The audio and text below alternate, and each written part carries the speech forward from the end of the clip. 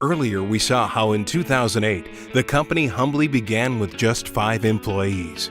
But the word about the company soon started to spread, because the story of Ganoderma and coffee could not be contained. Already doing business in Canada and the United States, OG leapt onto the scene internationally. First, the Philippines, then Jamaica and Peru.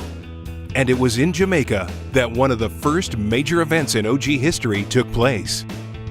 When the announcement came out and they showed up that slide of Napoleon Hill and the World Learning Center and the book, I remember it very vividly, the book and the 8 CDs, and on that cover of that book was the OrganoGold symbol. I remember when that book was launched, excitement among everyone, knowing that we have read that book before, but finally OrganoGold had a part to play in that book now with the Napoleon Hill Foundation. And the information that we're able to share in that book has impacted so many thousands of people's lives today, and so many hundreds of thousands, millions of people's lives in the future, so it's very exciting.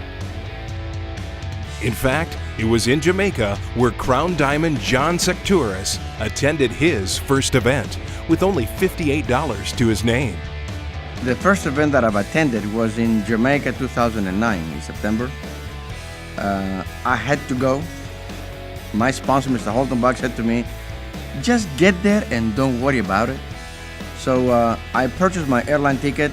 I could only go by myself because we couldn't afford to get both of us in the event. I didn't have the room reservation. I couldn't even pay for my room. And I went there with only $58.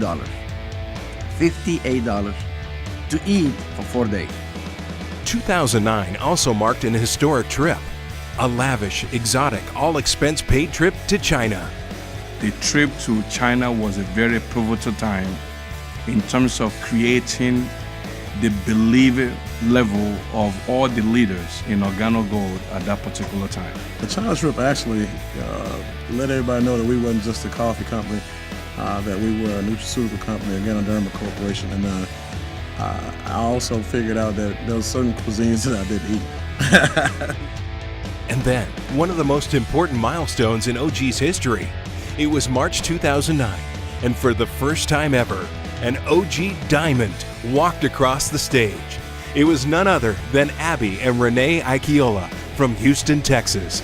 The first, the forerunners, the pioneers. 2009 was an incredible year. From 5 employees to 5 countries, and the very first OG Diamond. But what was to come in 2010 would change everything.